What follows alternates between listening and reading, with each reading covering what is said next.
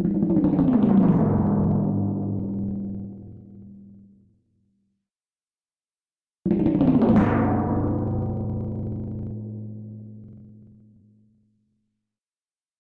श्लोक पढ़ो श्लोक। यस्योन्मेषनिमेषाभ्याम् जगतः प्रलयोदयौ तं शक्तिचक्र विभव प्रभवम् शंकरं स्तुमः। ठीक है, हम चर्चा करते हैं, फिर से अपने सूत्र पर आते हैं। और पिछली बार जो हमने चर्चा की थी यस्य उन्मेष निमेषाभ्याम में, हमने यश शब्द पर चर्चा की थी और ये कहा था कि यह शब्द क्यों प्रयोग किया गया, इस शब्द का प्रयोग ग्रंथकार ने क्यों किया, यस्योन्मेष निमेषाभ्याम क्यों कहा। और हमने ये भी कहा कि हमारी दृष्टि ऐसी है, अभी तक की शिक्षा है, अभी तक की जो प्रवृत्ति हमने बनाई है, जिस प्रकार का हमने जीवन जिया है, तो हम अपने से इतर ही चीजों को देखते हैं और ऐसा मानते हैं, साधारण मनुष्य यही मानता है कि संसार का प्राकट्य किसी और शक्ति ने किया है, और इसी विश्वास से वो पहले अपने जीवन को जीता है, इसी विश्वास से अपने जीवन को चलाता है। पर ये स्पंदकारिका जो ग्रंथ है, यह उन अद्भुत ग्रंथों में से है जो तंत्र की साधना को जीवन में उतारने के बाद जो ज्ञान मिला, जो जो अनुभूति हुई, या किसी भी ऐसे आध्यात्मिक मार्ग पर जिस पे भी हम चले, तो जो अंत की अनुभूति हुई, उस अनुभूति का निचोड़ है। यहाँ पर जो कुछ भी कहा जाएगा उसको दो तीन तरीकों से समझा जा सकता है। पहला जो तरीका है वो ये है कि हम कुछ नहीं जानते, कुछ आध्यात्म से हमारा लेना देना नहीं है। जैसा मैं शिव सूत्र में कहता था कि हम शिव सूत्र कई स्तरों पे समझ सकते हैं, हमारा कुछ भी लेना देना नहीं है आध्यात्म से। हमको जैसा जीवन दिखाई पड़ता है, जैसे हमारी तर्क शक्ति उसको समझती है, हम वैसा ही केवल उसे जानेंगे, और उसमें ही हम कुछ ऐसे सूत्र, कुछ अपने सूत्रों का उपयोग ऐसा करें जिससे कि जैसा भी हमारा दृष्टिकोण हो, जैसा भी हमारा पॉइंट ऑफ व्यू हो, जैसे भी हमारी भावना हो, जैसे भी हमारा एटीट्यूड हो, उस तरह से हम जीवन को अच्छा कर सकें। ठीक है, प्रथम श्लोक में जब मैंने ऐसा कहा कि यस्योन्मेष निमेषाभ्याम में यश शब्द का प्रयोग किया, तो अर्थ निकला कि यदि परमात्मा हमसे भिन्न है तो भी इस श्लोक को पढ़ा जा सकता है। जिसको ये लगता हो कि परमात्मा भिन्न है और उसी के उन्मेष निमेष से ये जगत प्रकट होता है और जगत का अस्त हो जाता है, तो भी ऐसा व्यक्ति भी इसको पढ़ सकता है, क्योंकि लिखा ही यही है, यस्योन्मेष निमेषाभ्याम। और फिर हमने कहा शंकरम स्तुमः। शंकरम कहते ही ये तो बात पक्की हो गई कि हम नहीं है शंकर। भाई गलती से कोई शंकर दयाल शर्मा हो तो अलग बात है, नहीं तो कोई है नहीं अभी यहाँ। नहीं तो लगे कि हाँ भाई हम, हमारा नाम शंकर है तो हमारी स्तुति हो रही है, लेकिन जो है बड़ा अच्छा है, यहाँ पर किसी का नाम शंकर नहीं है, तो हम स्तुति उस शंकर की कर रहे हैं जो हमसे भिन्न है। ठीक है, लेकिन कुछ बहुत महत्वपूर्ण बातें कह दी गई। ऐसा भी कहा गया कि अब जब हम अपने से अलग भी परमात्मा को स्वीकार कर लें, तो भी कुछ चीजें हमें और स्वीकार करनी पड़ेगी। उनमें से सबसे पहली बात यह है कि उसके चाहने से संसार है, और जब वो नहीं चाहेगा तो संसार नहीं होगा। ठीक है, ये बड़े अर्थों में हुआ, क्योंकि उसके आंख खोलने से या बंद करने से, जो भी विधान आपने समझा हो, यदि आंख खोलने से समझाओ तो भी समझ लो और बंद करने से समझाओ तो भी समझ लो, कि यदि उसके उन्मेष निमेष से ही इस जगत का उदय होना है और अस्त होना है, यह पहला ही श्लोक कहता है, तो संसार का उदय और अस्त हमारे बस में नहीं है। ठीक है ना, ये पहला स्वीकार करना पड़ेगा। हम अपने को नहीं मानते कि हम शंकर हैं, तो हम स्तुति कर सकते हैं, ये दूसरी अर्थ हो गई। कि हम कुछ नहीं कर सकते तो हम प्रार्थना ही कर सकते हैं, जो कि मैंने बहुत पहले ही कहा था आप लोगों को कि जिनको कुछ ना समझ में आए उनके लिए स्तुति तो है ही है पहले श्लोक में, प्रार्थना करो। लेकिन प्रार्थना करो तो किस चीज की करो भाई? अब समस्या यही है, समस्या यही है कि प्रार्थना की जाए तो किस चीज के लिए प्रार्थना की जाए? जब संसार का प्राकट्य और उसका लय होना उसके ही उन्मेष निमेष से होता है, तो अब प्रार्थना हमारी कैसी हो, इस पर विचार किया जाए। अच्छा भाई, चलो संसार का प्राकट्य होता है, संसार का प्रलय होता है, ये बात तो बड़ी बड़ी साधारण सी मालूम पड़ती है। लेकिन वास्तविकता ऐसी है कि ये संसार प्रारंभ ही हमसे होता है। हम हैं तो संसार है, हम नहीं हैं तो संसार नहीं है। तो दूसरे अर्थों में देखा जाए तो संसार के प्रकटीकरण में जो उन्मेष है या जो आंखें खोलना जैसा है वो हमारा होना अभी है, और नहीं होना, आंखें बंद करना, वो हमारे नहीं होने जैसा होगा, क्योंकि संसार हमारे रहते ही प्रत्यक्ष और प्रकट है। और जब हम नहीं होंगे तो संसार जैसा अभी है वैसा तो नहीं होगा, कदाचित कदाचित नहीं होगा। और कम से कम हम सभी का ऐसा विश्वास होता है कि जब हम नहीं होंगे तो संसार भी नहीं दिखेगा, है ना? तो इस प्रकार से देखा जाए तो एक अर्थों में हमारा जीवन और हमारा जीवन का न रहना भी उसी के हाथ में है, क्योंकि संसार का प्रकट होना और अस्त होना उसके उन्मेष और निमेष पर निर्भर है, हमारे नहीं। ये अर्थ ले लो। तो अब इस पर भी प्रार्थना नहीं की जा सकती। एक कहावत है कि भाई देखें ऊंट किस करवट बैठता है, तो ये ऊंट की मर्जी, ऊंट किस करवट बैठता है, ये कहते हैं ना जहां भी एंटीसिपेशन होता है, भाई देखो ऊंट किस करवट बैठता है।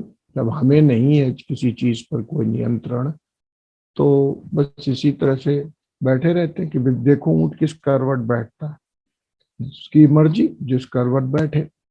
इसी प्रकार से यदि उन्मेष निमेष करने वाला कोई शंकर है जिसकी हम स्तुति करते हैं, तो ये भी स्वीकार कर लो कि भाई जब तक हमारी उसकी मर्जी तब तक वो उन्मेष में रहेगा, और जब उसकी मर्जी तो बंद कर लेगा, तो फिर उस बारे में तो प्रार्थना की नहीं जा सकती। समस्या ये हो गई कि अब प्रार्थना को समझे कि क्या प्रार्थना की जाए, तो ये तो नहीं की जा सकती, क्योंकि हमने कह दिया उस देखो आंख बंद करना या खोलना उसकी मर्जी है, यानी हमारा होना ना होना उसकी मर्जी है। ठीक, ये तो प्रकट हो गई बात, इसी श्लोक से हो गई, चाहे हम माने चाहे न माने कि हमने प्रकट किया। हमारी आध्यात्मिक दृष्टि नहीं है, लेकिन धार्मिक दृष्टि, देखो धर्म की और आध्यात्मिक की दृष्टि में यही अंतर होता है। आध्यात्मिक का मतलब होता है जो भी आधि भौतिक आधि दैविक के ऊपर जाने का प्रयास होता है, और ये दोनों ही आधि दैविक और आधि भौतिक हमसे अलग होते हैं। ठीक है, देवता है हमसे अलग है, पदार्थ है जगत है हमसे अलग है। आध्यात्मिक तीसरा स्तर है, जो कुछ भी हम देखना चाहेंगे पहले हम मैं से देखना शुरू करेंगे, यानी सबका कारण हम मैं में ढूंढेंगे। तो मैं का अन्वेषण जहां होता है उसको आध्यात्मिक कहते हैं। ठीक है, तो आध्यात्मिक ना हो तो आप आधि दैविक आधि भौतिक होते हो। जब आधि भौतिक होते हो तो कहते हो कि हम विज्ञान की मानेंगे, जब आधि दैविक होते हो तो कहते हो कि हम देवता को मानेंगे। ठीक है, हम देवता को मानेंगे, हम देवताओं की शक्ति पर विश्वास करने वाले लोग हैं। अच्छा, देवताओं की शक्ति पर विश्वास करने वाले एक और चीज पर विश्वास करते हैं कि दुनिया को छोड़ने के बाद भी जीवन रहता है, स्वर्ग नरक आदि की प्राप्ति होती है, इसलिए जीवन ऐसा जीना चाहिए जिससे कि मरने के बाद हमारा जो भी गति हो वो अच्छी हो। तो वो इस वजह से धार्मिक जीवन जीते। ठीक है, पूरा स्वार्थ है उसमें। तो धर्म स्वार्थ है, आध्यात्म परमार्थ है। तो हम परमार्थ नहीं जानते, हम केवल स्वार्थ जानते हैं। तो भी इसको समझ लें कि कुछ चीजें हमारे नियंत्रण में नहीं है। धार्मिक व्यक्ति को ही बताया जा रहा है। आध्यात्मिक दृष्टि तो तब होती जब आप ये मान लेते कि ये संसार जहाँ ये कोई शंकर वंकर की बात नहीं हो रही, यहाँ मेरी ही बात हो रही है, गुरु महाराज ने तो सिर्फ इशारे से कह दिया है और मैं शिवोहम कहता आया था, उन्होंने कह दी स्तुति कर लो, हमने कर ली, हमको समझ में नहीं आया, लेकिन जब थोड़ा गहराई से देखा तो समझ में आ गई, तो हमारी स्तुति करा रहे। तो संसार का प्रकटीकरण तो मैं करता हूँ, लेकिन नहीं समझ में आया, धार्मिक दृष्टि थी, तो भी एक बात स्वीकार करनी पड़ेगी हर धार्मिक व्यक्ति को कि उसका जीवन, उसकी मृत्यु उसके हाथ में नहीं है, यह परमात्मा की इच्छा है। ठीक है, जब यह परमात्मा की इच्छा है तो फिर इस इच्छा में हमारी कोई दखलंदाजी नहीं है। हम जबरदस्ती के चक्कर में ना पड़े कि हमारी उम्र बढ़ाओ, कि हमारी जिंदगी बढ़ाओ, कि फलाने की उम्र बढ़ाओ, कि फलाने की जिंदगी बढ़ाओ। ठीक है ना। चलिए फिर से शुरुआत करते हैं। हमारी दृष्टि ऐसी है, धार्मिक दृष्टि होती है जिनकी, तो वो ये मानते हैं कि दुनिया देवता चलाते हैं। आदि दैविक दृष्टि होती है, और यह तीनों दृष्टियां सही हैं, इसमें कोई गलती नहीं है, क्योंकि हमारा जो दर्शन है इन तीनों ही को सत्य मानता है। ये अपने अपने स्तर पर, अपने अपने स्तर पर सत्य है। आदि भौतिक जगत भी उतना ही सत्य है, आदि दैविक जगत भी उतना ही सत्य है, और आध्यात्मिक जगत तो अंतिम सत्य ही है। परमार्थिक सत्य तो आध्यात्मिक जगत ही है। ठीक है, तो ये तीनों। आवाज ठीक आ रही भाई? हाँ, आ रही होगी। अब इस श्लोक में एक बात ये कह दी गई कि उनकी मर्जी, कब आंख बंद करें कब खोलें, यानी जगत का हमारा प्राकट्य हुआ है तो, और नहीं हुआ, गायब हो गया तो, दोनों स्थिति को स्वीकार कर लो। इसके बारे में प्रार्थना करने से कोई फायदा नहीं, क्योंकि उनकी मर्जी है। ठीक, तो क्या हम इतना पहले श्लोक से इतना ग्रहण कर सकते हैं? दूसरी चीज जो ग्रहण करने की है इसमें, कि वह इस जगत की समस्त शक्ति चक्र के जो विभव है, जो शक्ति चक्र का विभव है, उसके वो प्रभु हैं। अच्छा जी, क्या मतलब है इसका? इसका मतलब है जगत में जितनी भी शक्तियां हमें प्रत्यक्ष अप्रत्यक्ष रूप से समझ में आती हैं, विभव शब्द का अर्थ होता है, कुछ लोगों ने हिंदी से अपनी पढ़ाई की हो तो उनको पता होगा, विभव का अर्थ होता है पोटेंशियल। शक्ति चक्र विभव का मतलब होता है, शक्ति का चक्र हमेशा विभवांतर से ही चलता है। यहाँ पर शब्द विभव दिया गया है। पोटेंशियल डिफरेंस को हिंदी में कहते हैं विभवांतर। ठीक है, अच्छा, विभव का अर्थ है पोटेंशियल। यह शक्ति चक्र कहा गया है तो विभव का अर्थ सूक्ष्म रूप में विभवांतर ही है। ठीक है, यानी कि पोटेंशियल डिफरेंस। जब पोटेंशियल डिफरेंस होता है तो ही एक शक्ति का चक्र पूरा होता है। देखो कितनी बड़ी बात कही गई, आज से 1,500-2,000 साल पहले कितनी बड़ी बात कही गई। आप जिसको समझ नहीं सकते, आज विज्ञान कहता है कि नहीं साहब, ये जो हमारी करंट है ये पोटेंशियल डिफरेंस की वजह से फ्लो करती है।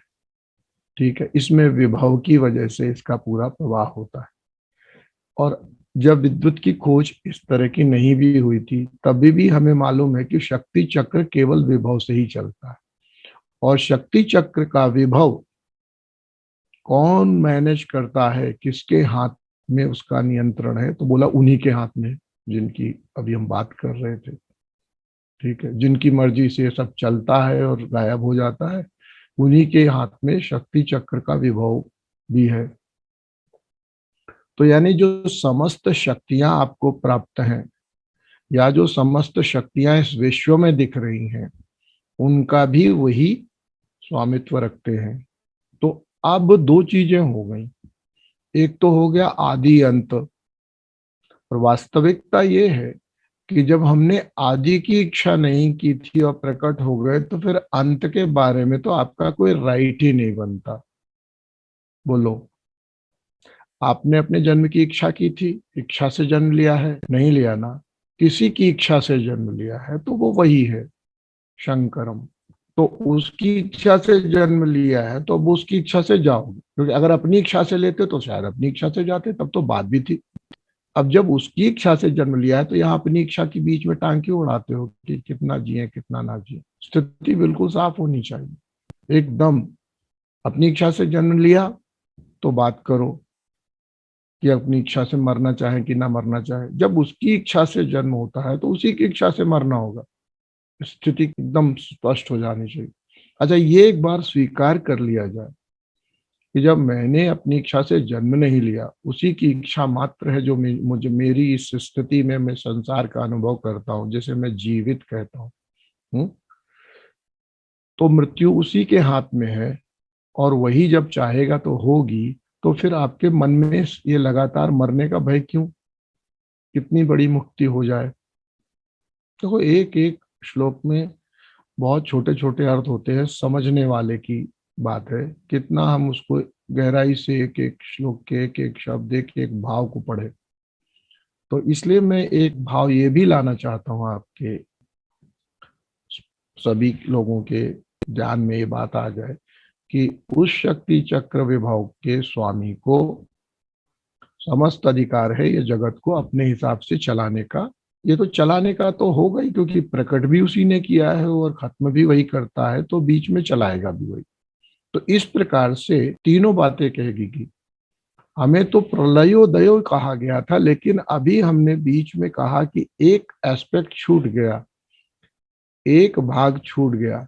ये जगत चलाएगा कौन? आपने तो कह दिया, मान लो कोई तार्किक व्यक्ति होगा तो कहेगा भाई शंकर जी का काम है प्रकट कर देना और अस्त कर देना, उत्पन्न कर देना और उसका प्रलय कर देना।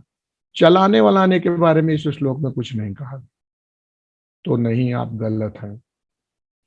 ये चलाने की ही व्यवस्था है जो शक्ति चक्र प्रभाव की है। तो यहां पर इस बात को भी निश्चित कर लो कि कहा भले गया हो प्रलयो दयो, ये दो मुख्य बिंदु हैं। इस यात्रा की मुख्य बिंदु है प्राकट्य और प्रलय, लेकिन इसके मध्य में जो है स्थिति उसके भी प्रभु वही। ठीक, समझ में आ गई? तो साड़ी जिंदगी जैसी चल रही है वैसी ठीक हैगी। ठीक है, क्यों? चलाने वाला उत्थे बैठा है, करना की है तुसी प्रेयर करो जी, स्तुति करो। काय वास्ते? किस चीज के लिए? कहाँ के लिए प्रेयर करें? स्वर्ग जाने की, नरक जाने की? हमें मालूम नहीं, क्योंकि प्रलय और उदय में ऐसा तो कुछ कहा नहीं गया कि जब अस्त हो जाएगा तो फिर दो लोग बन जाएंगे, स्वर्ग और नरक। ठीक, ऐसा तो इसमें लिखा नहीं है, अभी तक तो नहीं है। आगे आएंगे तो समझ लेंगे। फिलहाल अभी इस श्लोक में इतना लिखा है कि जी मृत्यु होगी, यानी कि जीवन जाएगा, संसार का भी नाश होता है और हमारे जो हमारा व्यक्तिगत संसार है वो तो हमारे ही जाते समस्त संसार नष्ट है। तो इसके बीच में जो इसका कर्ता धरता है वो कौन? वो कौन? तो वही बताया गया, वो भी शंकर है। अब बताओ, आपकी जिंदगी जैसी चल रही है उसकी बागडोर किसके हाथ में? देखो, अगर तुम अपने से इतर मानते हो प्रभु को तो फिर सब स्वीकार करना पड़ेगा। तो सब स्वीकार करना पड़ेगा, आधे अधूरे से काम नहीं चलेगा। तो हमारा शास्त्र कहता है, स्पंद शास्त्र, कि भाई चलाने वाले भी वही। ठीक, अब प्रकट करने वाले हमारी जिंदगी के वही, अंत करने वाले वही, चलाने वाले वही। तो अब बचा क्या काम?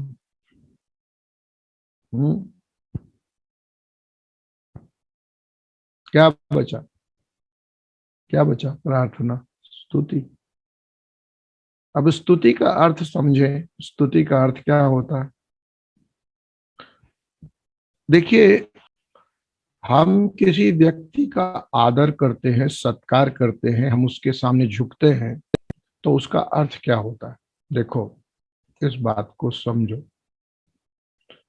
किसी व्यक्ति के आगे झुकना यानी स्तुति करना, उसके आगे नमन करना, उसको आदर देना, इसका एक ही अर्थ होता है कि उसके द्वारा दिए गए नियमों का हम पालन करेंगे, बस।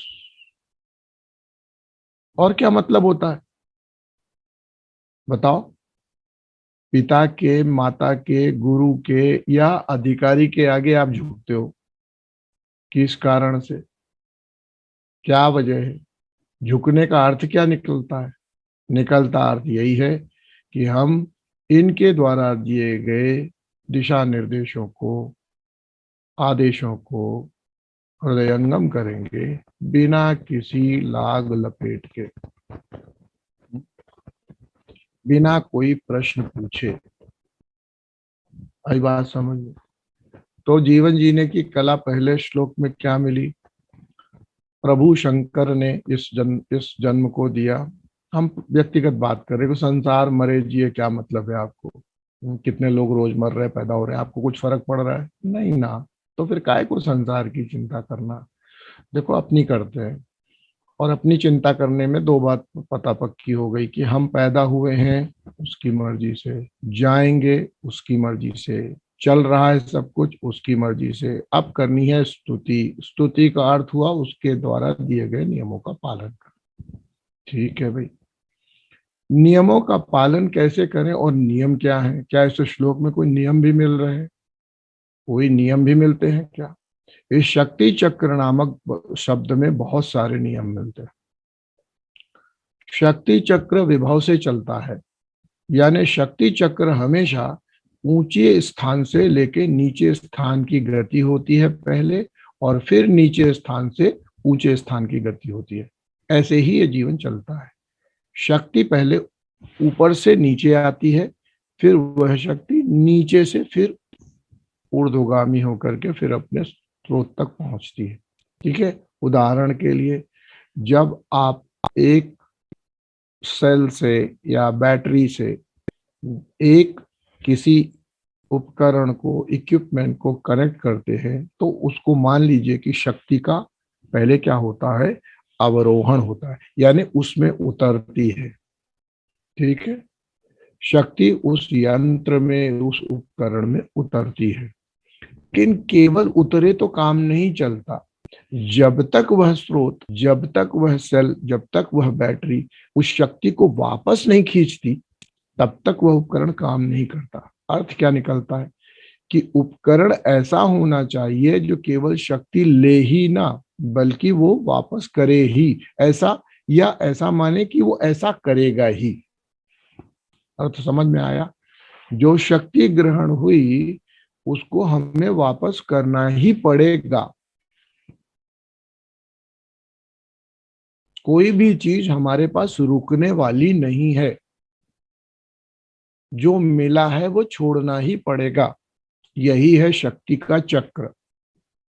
जो मिला वो गया, और जाने और आने में ही शक्ति चक्र अपना काम कर जाता है। अब उदाहरण लेते हैं। श्वास का चक्र, भोजन का चक्र, इस जीवन का चक्र, जहां भी चले जाओ यही चक्र मिलेगा। आएगा तो जाएगा। पांचों तत्वों का अपने जीवन में देख लो। तत्व ग्रहण किया, आया, फिर गया।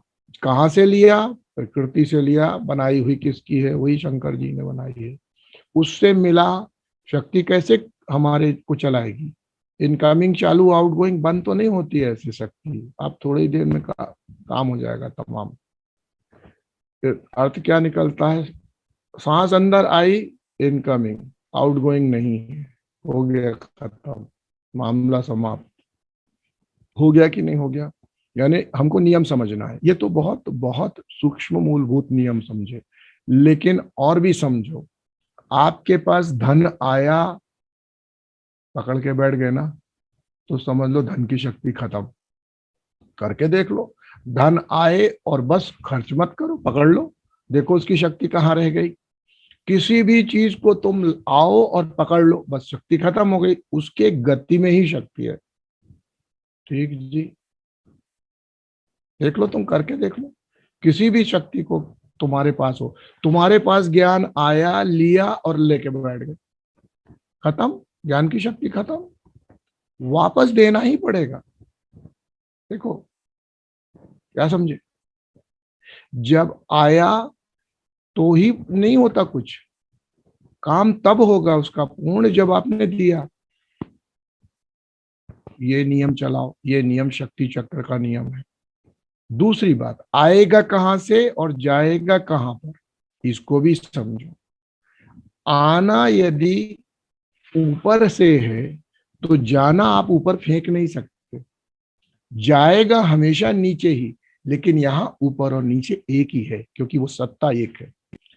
अर्थ निकला, धन आएगा एम्प्लॉयर से, खर्च होगा आपके सबॉर्डिनेट्स पे, वो उससे नीचे के और वो उससे नीचे के, क्योंकि यहाँ नीचे और ऊपर अंत में एक ही होते हैं।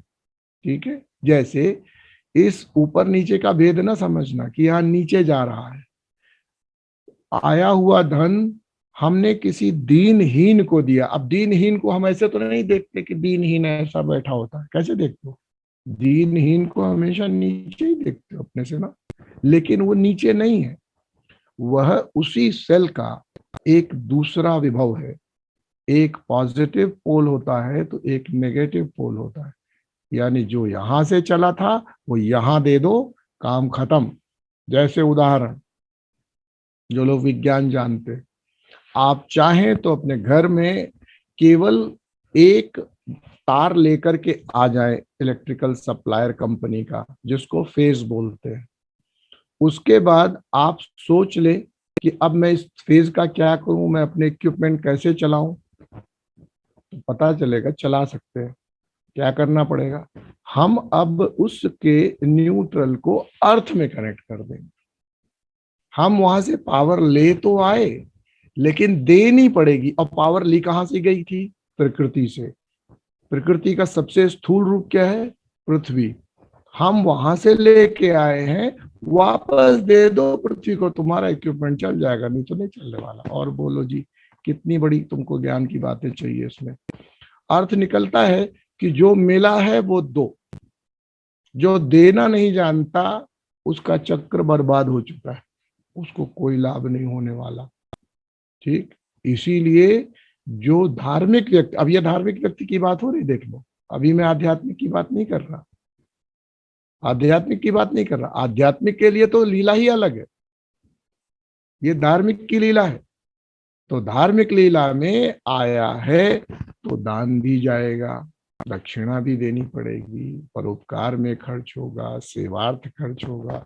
ठीक, धर्म से जीना है ना। और आध्यात्म वाला क्या कहेगा, अरे दुनिया का ही तेल लेने क्या मतलब, हमने प्रकट किया, हमने अस्त कर दी, समाप्त हो गई, हम तो पराए, सब एक है ना। यह संपूर्ण जगत मेरा ही विस्तार है, क्या देना और क्या लेना। देखो दोनों में कितना दृष्टि भेद है, लेकिन आप कौन सी दृष्टि से चलते हो, या आपके जीवन के ये तीन सत्यों में से किसको आप ज्यादा महत्व देते हो, ये आपका चुनाव है। इसमें कोई और व्यक्ति आपकी कोई मदद नहीं करने वाला है, ना ही कोई आपकी आपके इस दृष्टिकोण को बदल सकता है, और ना ही मेरे प्रवचन आपको बदल सकते हैं। ये आपका अपना दृष्टिकोण है। आप अपने जीवन को देखिए कि आप किस अवस्था को ज्यादा जीते हैं इन तीनों में से, आदि भौतिक, आदि दैविक या आध्यात्मिक, किस सत्य में जीते हैं आप। तो आपको पता चलेगा 90% हर व्यक्ति आध्यात्मिक नहीं है, आदि दैविक क्षेत्र में जीता, आदि भौतिक क्षेत्र में भी नहीं जीता। 90% आदि दैविक क्षेत्र में जीता है। इसीलिए आदि दैविक क्षेत्र इतना बड़ा है कि उसमें एक दो देवता से काम नहीं चलता, उसमें 33 कोटि देवी देवता लगाने पड़ते हैं, इतना बड़ा है। आदि दैवी के 33 कोटि तो फिर भी रिप्रेजेंटेटिव्स है, मैं बताता हूं आपको। वास्तविकता ये है कि 33 तो कोटि मैंने बताई थी, टाइप्स बताए थे। वास्तविकता ये है कि महादेव ने 7 कोटि मंत्र दिए हैं। कोटि यहाँ पर कोटि नहीं है, 7 करोड़ मंत्र दिए। अर्थ क्या निकलता है, 7 करोड़ तरह की एंटिटीज हैं जो इस दुनिया के फिजिकल को मैनिफेस्ट करके चलाने में मदद कर रही हैं। 7 करोड़, ठीक, 7 करोड़।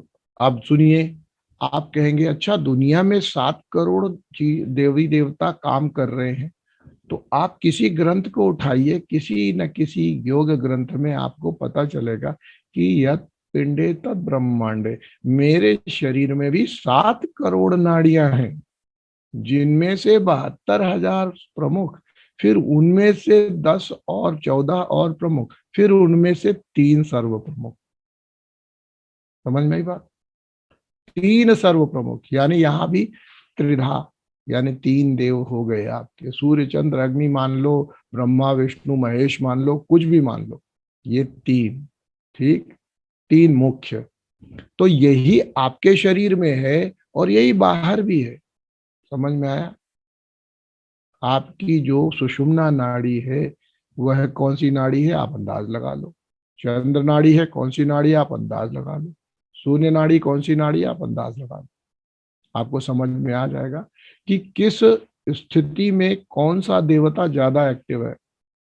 फिर इन जगहों पर जब हम अपना ध्यान लगाते हैं तब भी हम आदि दैविक क्षेत्र में ही काम कर रहे होते हैं, आध्यात्मिक में काम नहीं कर रहे होते। देखो, जो भी व्यक्ति अभी यात्रा शुरू करता है और जो अनुपाय या शांभवोपाय या इच्छोपाय का अधिकारी नहीं है, उसको या तो क्रियोपाय में जाना पड़ता है या फिर ज्ञानोपाय में जाना पड़ता है। और इन दोनों जगहों पर हमारी जो यात्रा है वो आधि दैविक और आधि भौतिक क्षेत्रों में ही होती है।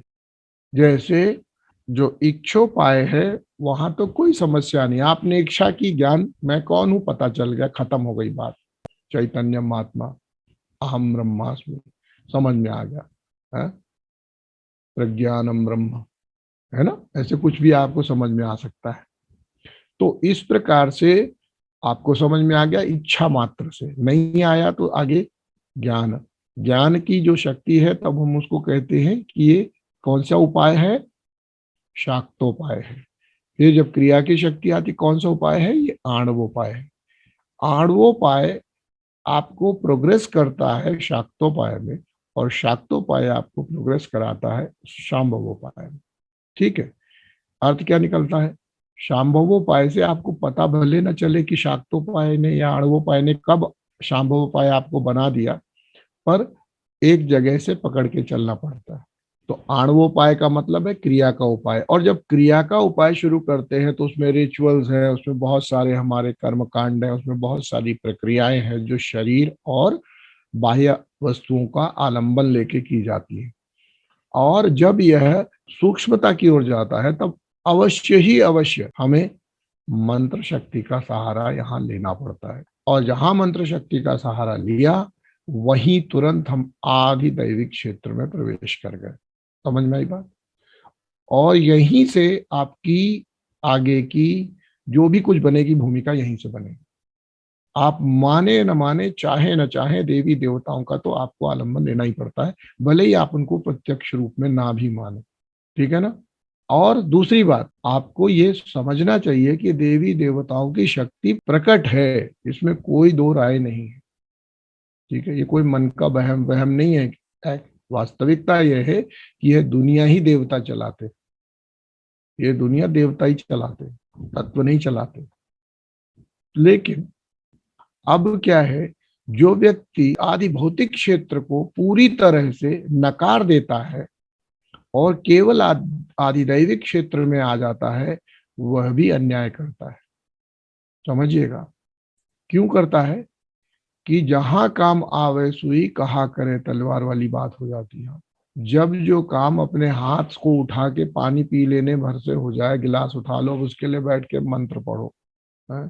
कि गिलास उठे, अपने आप मेरे मुख पे आए और मुझे पानी पिला दे, है ना बेवकूफी। तो इस प्रकार से आप कितनी ऊर्जा का क्षरण कर देंगे। तो यह जीवन नहीं है।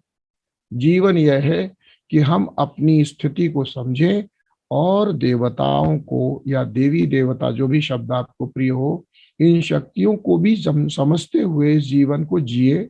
हम जब शंकर की स्तुति करते हैं तो उसके शक्ति चक्र की भी स्तुति करनी ही पड़ेगी, याद रखिए, क्योंकि शंकर डायरेक्टली ये नहीं चलाता, प्रधानमंत्री जी देश नहीं चलाते, कोई भी राष्ट्रपति देश नहीं चलाता, देश चलाता है पटवारी, बनवारी, खनवारी इत्यादि इत्यादि, ये चलाते हैं देश। और आपको इनकी ही स्तुति करनी पड़ेगी। मोदी जी की डायरेक्ट करने से कोई फायदा नहीं, केवल हर काम के लिए मोदी जी को बोलेंगे, हर काम के लिए हम आप है ना वो मामा जी को फोन लगा दें, कुछ नहीं जरूरत है। आपको शक्ति चक्र के अंदर ही इसको स्वीकार करना पड़ेगा। शक्ति चक्र चलाता है इस जो पूरी व्यवस्था को, और ये शक्ति चक्र किसका है? देवी देवताओं का है। लेकिन हमें कभी भी आदि भौतिक जगत की अवहेलना नहीं करनी कि नहीं साहब हमको ये जो जहर मिला है ना, हम इसको मंत्र से अमृत बना के पिएंगे, ये अवहेलना है। क्यों? कुछ कामों के लिए आदि भौतिक जगत के पर्याय उपलब्ध है, हम उनका उपयोग करना चाहिए। इसलिए हमारा दर्शन किसी भी अवस्था में, किसी भी तरह से आप जीवन जीते हैं उसको नकारता नहीं, किसी भी तरह से। यदि आप आयुर्वेद में काम करते हैं तो कहता हाँ बिल्कुल ठीक है। क्यों ठीक है? पदार्थ से शरीर का उपचार हो रहा है, ठीक है। यदि आप कहते नहीं हम आयुर्वेद से काम नहीं करना चाहते हैं, हम आयुर्वेद के बजाय थोड़ा और कुछ ऊंची बात बताइए, तो हम कहेंगे कि भाई ऊर्जा के क्षेत्र में कुछ काम कर रहे हो, जो नए नए अभी निकल के लोग आए हैं, तरह तरह की प्राणिक हीलिंग करेंगे, ये करेंगे वो करेंगे, वो सब छोड़ो। उससे ऊपर की भी एक हीलिंग है जिसको मंत्र शक्ति से कहते हैं। हम मंत्र शक्ति से का भी उपयोग कर सकते हैं, और इसीलिए आयुर्वेद में जाओगे तो मंत्र मिलते हैं धीरे से। वही सब जगह पे जो आदि भौतिक जगत को पकड़ोगे तो अगर सही सिद्धांत से चलते हो तो पहले वो आपको आदि भौतिक से आदि दैविक ही ले जाएगा, ठीक है। और हमने भी अपनी यात्रा तत्व शक्ति विज्ञान की कहां से शुरू करी? हमने अपनी यात्रा, आप आदि भौतिक व्यक्ति बन के आए, बोला मेरी जिंदगी खराब हो गया, हमको कोई प्यार नहीं करता।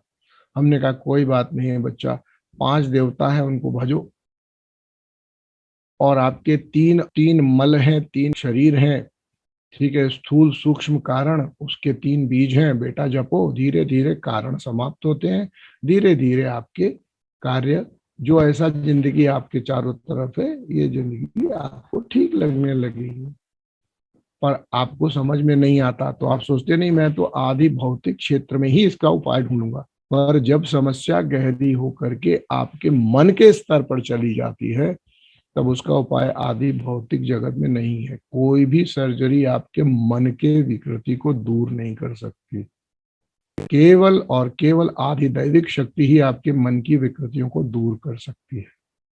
तो साधना इसलिए आवश्यक होती है आदि दैविक क्षेत्र में जाने के लिए। क्यों? डॉक्टर नितिन से मैं पूछना चाहूंगा कि भाई कोई सर्जरी है किसी के पागलपन को दूर करने की? कोई दवा है किसी भी व्यक्ति के मन में कोई शक पैदा हो गया हो तो शक को दूर करने की? कोई दवा है कि मन में विश्वास पैदा हो जाए आदमी के? बोलो, कोई दवा नहीं है। और किसी के मन में जलन होती है दूसरे को देख के, कोई दवा है आपके पास? कोई पदार्थ मिलेगा दुनिया में, खिला दो इससे ठीक होगा? किसी के मन में किसी के प्रति हेट्रेड हो गई है, घृणा हो गई है, नफरत आ गई है, कोई दवा है? कोई सर्जरी है कोई उपाय? नहीं है, हो ही नहीं सकती, क्योंकि अब मामला आदि दैविक क्षेत्र में पहुंच गया है। जब समय रहते आपने आदि भौतिक क्षेत्र में उसे नहीं ठीक किया, तो अब आदि दैविक क्षेत्र की ही आपको उपाय करने पड़ेंगे। तो बहुत लोगों को साधना में यही समस्या होती है प्रारंभ करने में, मैं बेकार में बैठ करके 20 मिनट लगा रहा हूँ, तो मेरे को 20 मिनट लगाने में बड़ा प्रॉब्लम है। इससे अच्छा तो मैं 4 लेटर लिखूंगा, 3 ईमेल लिखूंगा, 5 जगह अपने पोस्टर छपवा दूंगा, मेरी समस्या दूर हो जाएगी। नहीं होगी भाई, नहीं होगी। क्यों? जो आदि दैविक क्षेत्र में चीजें पहुंच जाती है उसका इलाज मंत्र ही है। अब वो किसी भी तरह से हो सकता है। मंत्र क्या है? मंत्र है चित्त हमारा स्वयं। शिव सूत्र स्वयं कहता है 2 एक चित्तम मंत्र। शाक्तोपाय सूत्र नंबर 1, चित्तम मंत्र, चित्त ही मंत्र है। ठीक, इस प्रकार से जो समझ करके अपने चित्त में सही मंत्र को धारण करता है वही व्यक्ति सफल होता है। यही हमारी शक्ति चक्र, तो इतना विस्तार करा जा सकता है कि सारा दुनिया का तंत्र, 64 तंत्र, 6 तरह के शून्य, इतने विशुभ, सब कुछ इसी में आ जाएगा। ये शक्ति चक्र है, इसमें फंसे तो इसका अंत नहीं है। करना क्या है, जितना जरूरी है उतना समझो और आगे बढ़ो, क्योंकि ये चक्र है, इसीलिए इसको चक्र भी कह दिया। देखो, दो बातें समझना। एक तो शक्ति चक्र है, चक्र से ही शक्ति आई है और शक्ति चलाती है जीवन को। लेकिन हमेशा याद रखना कि एक चक्र है, इसमें फंस ही जाओगे अगर इसमें लगे रहोगे तो। क्या समझे? दोनों बातों को समझो। दुनिया चलती है शक्ति के चक्र से, लेकिन है तो ये चक्र ही। समझ में आ गई बात? है ये चक्र ही, शंकर का चक्र। इस चक्र से बाहर निकलना है तो फिर शंकर को, और फिर उनके जो नीचे बैठे ना अधिकारी गण हैं, chief adviser to Shiva, chief programme coordinator Shakti, coordinate करना पड़ता है ऐसा कि भाई कुछ करो, कुछ गड़बड़ चल रही है, इस चक्र से बाहर आना चाहता हूं। तो फिर क्या मतलब है? ये हो गई उस व्यक्ति की दृष्टि जिसने जीवन आधिदैविक क्षेत्र में अभी तक पदार्पण करना शुरू किया है। साधारणतया लोग आधिभौतिक से आधिदैविक और आधिदैविक से आध्यात्मिक में जाते हैं। बहुत कम ही ऐसे लोग हैं जिनके अंदर बहुत बड़ा साहस होता है, जिनकी मेधा प्रखर होती है। ऐसे व्यक्ति परमात्मा की सत्ता को नकार करके भी सत्य तक पहुंच जाते हैं और शक्ति चक्र का भेद कर सकते हैं। और ऐसे ही एक शास्त्र को योग शास्त्र कहते हैं। ये नास्तिक शास्त्र बोला जाता है। ठीक है, जैनी भी पहुंच जाते हैं और बौद्ध भी पहुंच जाते हैं। भले ही उनका शून्यवाद हम लगातार चैलेंज करें। सुनिए, एक चीज समझनी पड़ेगी, बड़ी लंबी कहानी है। हम कहां से कहां पहुंचते हैं, हमारी यात्रा कहां रुक सकती है। 118 रुद्र हैं, 118 रुद्र हैं। और वह रुद्र कौन है? यही जो हम लोग हैं। हम जब मंत्रेश की स्थिति में आ जाते हैं तो उसे ही, या मंत्रेश और मंत्र महेश की स्थिति के जब हम हो जाते हैं तो उसी को हम रुद्र की अपॉइंटी हो जाते हैं, हम रुद्र बन जाते हैं। ठीक है, समझ में आई बात?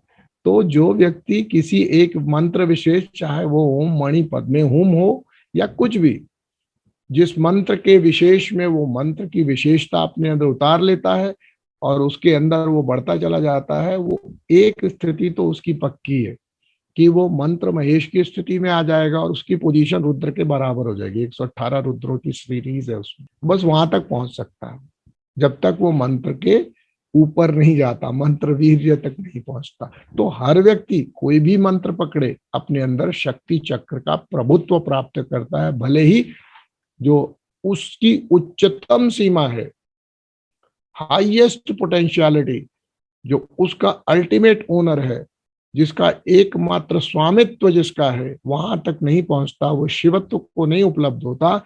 लेकिन उसके नीचे बहुत सारी कैटेगरीज, बहुत सारे ऐसे पद हैं, जिसमें 118 रुद्र भी हैं बाय द वे।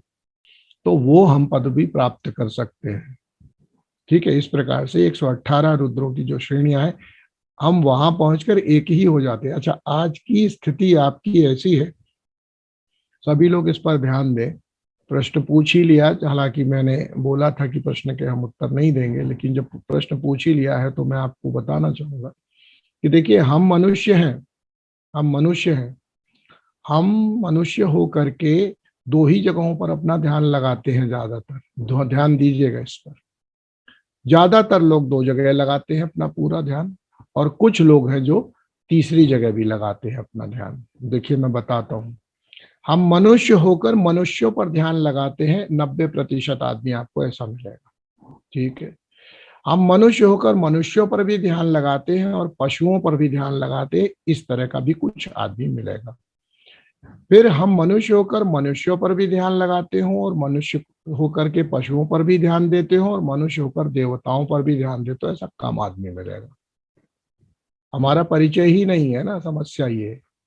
तो हम ज्यादातर लोग हैं मनुष्य, हम बहुत अपने आप को ऊंचा समझते हैं कि हम मनुष्य होकर के पशु का ध्यान रख रहे हैं। हो सकता है कई लोग ऐसा काफी अपने आप को मानते हैं कि हमने तो एक एनिमल अडॉप्ट भी किया हुआ है। उसको डाइपर भी पहनाते हैं, उसको टीका भी लगवाते हैं, उसको हमने स्पेशल उसके लिए एक क्लिनिक में हम उसकी विजिट भी कराते हैं, उसको हम शैम्पू से नहलाते हैं, उसको क्या डिओडोरेंट लगाते हैं, हम बड़ा ख्याल रखते हैं। तो ये आपकी इच्छा है, आप रखो। लेकिन ऐसा भी है जो कहेगा कि भाई हम अपने घर में हमने भगवान को स्वयं प्रतिस्थापित कर दिया है, हम भगवान की स्थापना कर दी, हम लड्डू गोपाल का ध्यान रखते हैं। वो भी है। ऐसा थोड़ा ना है कि केवल कुत्ते को पालने वाले लोग हैं, लड्डू गोपाल को पालने वाले लोग भी है। अपनी अपनी इच्छा है, अपनी अपनी स्थिति है, अपनी अपनी अभिरुचि है। क्यों भाई, देखे हैं कि नहीं लड्डू गोपाल पालने वाले लोग? नहीं देखे? देखे नहीं? जहाँ जाते हैं वहां सुलाते हैं, जाड़ा आता है स्वेटर बनाते हैं, ये खिलाते हैं, क्या है ना, जब दिन होता है तो 56 भोग लगाते हैं, पालते हैं। उनको पता है, उनको अनुभव है कि वो जो देते हैं वो लेता है। आपको को तो कुत्ता है, बिल्ली है, जो भी है, खटमल है, जो भी पाल रखे हो आपने, कबूतर है, उनको खिलाते हो, प्रत्यक्ष रूप से खाते मालूम पड़ते हैं, इसलिए आपको लगता है कि वो खाते हैं। लेकिन यदि देवताओं से आपका एक बार संपर्क बनेगा तो ऐसा भी मालूम पड़ेगा कि हाँ ये भी खाते हैं।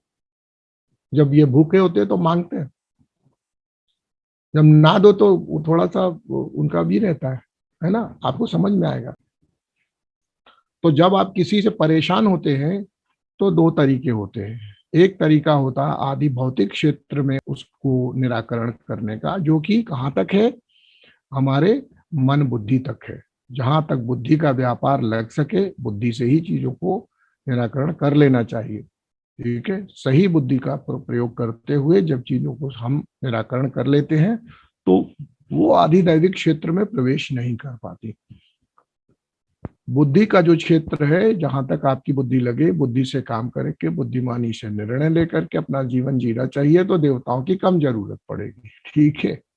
और अपनी जिंदगी में अगर आपने सारे नौटंकियां खुद ही फैला रखी हो और देर पे देर करते जाओगे तो फिर देवता ही बचा सकते हैं, और कोई नहीं बचा सकता। अब बात आती है शक्ति चक्र में, यानी समझो, हम शक्ति चक्र विभव की बात करते हैं तो शक्ति चक्र विभव में प्रारंभ और अंत हमारे नियंत्रण में नहीं है। ये जो मध्य है वो भी हमारे नियंत्रण में नहीं है, उसके शक्ति चक्र विभव के अंतर्गत आता है। तो हमें उसके नियमों को समझना है और उनके नियमों के अनुसार काम करना। जितनी सूक्ष्म दृष्टि होगी उतने सूक्ष्म नियम हम पकड़ सकते हैं इस शक्ति चक्र विभव में। और यह शक्तियां न केवल आध्यात्मिक, आधिभौतिक, आधिदैविक क्षेत्रों में काम करती है, बल्कि पूरा आधिभौतिक क्षेत्र में भी इसी तरह के नियम मिलेंगे यदि वहां ध्यान लगाएंगे। योग के जो हम लोग पढ़ते हैं, जो समाधियां, उनमें से ऐसा ही है। प्रकृति के क्षेत्र में ध्यान लगाना और पुरुष के क्षेत्र में ध्यान लगाना, चेतन के क्षेत्र में ध्यान लगाना और जो जड़ है उसके क्षेत्र में ध्यान लगाना, इसी पर आधारित संप्रज्ञात और असंप्रज्ञात समाधि होती है। किसी का निषेध नहीं किया गया हमारे शास्त्रों में। आप ध्यान लगाएं, अणु को ध्यान से देखें, समझें, तो वहां से भी शक्ति निकलती है, निकाल के दिखाई ही है। और क्या बताता है एक अणु, क्या बताता है एक इलेक्ट्रॉन? बताता है कि दुनिया एक ही है। सुनो कैसे। आपने एक इलेक्ट्रॉन की शक्ति को समझना शुरू किया, समझते समझते समझते इस स्थिति पर आ गए कि अब उस इलेक्ट्रॉन की शक्ति से हम और आप यहाँ बैठे प्रत्यक्ष बातें कर रहे हैं। क्या बताता है इलेक्ट्रॉन? क्या बताता है इलेक्ट्रॉन? दुनिया एक ही जगह है, अलग अलग जगह नहीं है। थोड़ा गहराई में तो जाओ, अभी तो शुरू किया है, थोड़े दिनों में कुछ और भी हो जाए, कुछ और भी संभव होने लगेगा। तो दुनिया का हर नियम आपको ऐसे ही चलाता है। शक्ति चक्र का हमें हमेशा ध्यान रखना चाहिए। हमें करनी है वो है स्तुति। स्तुति का अर्थ होता है हमें धन्यवाद ज्ञापन करना चाहिए, ये सच्ची स्तुति है। बस जो मिला है उसके प्रति, और जो चाहते हो वो जान के कि अभी से मिल गया है। देखो, जब कहते हैं ना सैया भय कोतवाल तो अब डर काहे का। अब जब तुमने जिससे स्तुति करते हो वो शक्ति चक्र विभव का प्रभु है, तो उसकी शक्ति पर अविश्वास करके क्या फायदा। आज नहीं तो कल जब मेरी स्थिति होगी वो मुझे जरूर देगा, इस विश्वास के साथ यदि कुछ मांगते हो तो मांगना चाहिए। क्यों, देने वाला अगर छोटा हो तो ठीक है भाई, मैंने बड़े बाबू हैं क्या दे देंगे। और देने वाला स्वयं परमात्मा है, स्वयं शंकर है, तो अगर मांगा है कुछ तो उसको विश्वास रखना चाहिए ना कि देगा। ठीक है, कोई बात नहीं, अभी नहीं दे रहा है तो उसकी मर्जी है, कुछ ना कुछ कारण होगा, लेकिन देगा जरूर। उसकी ताकत से बियॉन्ड नहीं मांग रहा हूं। तो यदि मांगते हो तो ऐसे मांगो, पूर्ण निष्ठा से मांगो। ना मिले तो भी इसी बात कर विश्वास रखो कि नहीं मिला है तो उसने मुझे जानकर नहीं दिया है, क्योंकि इसमें मेरा भला नहीं है, खत्म बात। लेकिन यह मानना कि मिलेगा, इसमें भी कोई दो राय नहीं है, आपको ऐसा ही मानना चाहिए। और दूसरी बात, एक बार मांगना चाहिए, रोज रोज नहीं मांगना चाहिए। एक बार मांगो, पूरी निष्ठा से पूरे विश्वास से मांग करके बात छोड़ दो। ये मैं हमेशा बताता हूँ। रोज रोज मांगने से आप उस मांग में अपने भय, अपनी शंकाएं, अपने अविश्वास को डालते चले जाते हैं। एक बार मांगना चाहिए, फिर अगले दिन क्या करना चाहिए, पूरी नहीं हुई तो धन्यवाद करना चाहिए कि हे परमात्मा, मैंने तो अर्जी लगा दी थी, अब जो भी ठीक है वो आप करो, उसको भूल जाओ। समझ में आई बात। तो इस प्रकार से जीवन में स्तुति करनी चाहिए। हमको एक बार बोला ठीक है, और बोल करके विश्वास रखना चाहिए कि ये हमारे लिए श्रेष्ठ होगा तो मुझे मिलेगा ही, बात खत्म हो गई और प्रभु धन्यवाद है, बस बात खत्म हो गई, जिंदगी तो ठीक ही चल रही है। ये तो मेरे मन की खुजली है, मैंने मांग लिया, है कि नहीं। बोलो। आशा करते हैं कि इस कारिका के जितने पहलू थे आज थोड़ा और हमने हल्के पहलू पर विचार किया, लेकिन इस हल्के पहलू को शायद आप ज्यादा अपने जीवन में देख पाएंगे करीब से, इन नियमों को फलीभूत होते हुए, ऐसे दुनिया को चलते हुए। इस तरह के उदाहरण, इस तरह के प्रमाण आपको मिलते रहेंगे, क्योंकि इसी को जब आप मानने लगेंगे धीरे से आपको समझ में आएगा कि नहीं, केवल आदि दैविक और आदि भौतिक ही सत्य नहीं है, एक सत्य है जो आध्यात्मिक सत्य है। उस पर भी हमको इन्हीं ग्रंथों, इन्हीं शास्त्रों की बात को मानना पड़ेगा। और मैंने यही बात आज साबित की कि जो आपका आदि भौतिक सत्य है उसमें भी शक्ति चक्र का विभव है, जो आदि दैविक क्षेत्र है उसमें भी शक्ति चक्र का विभव है, याद रखिए। चलिए, ओ सर्वे भवन्तु सुखिनः, सर्वे सन्तु निरामयाः, सर्वे भद्राणि पश्यन्तु, मा कश्चित् दुःखभाग् भवेत्। ओम शांति शांति शांति। ओम।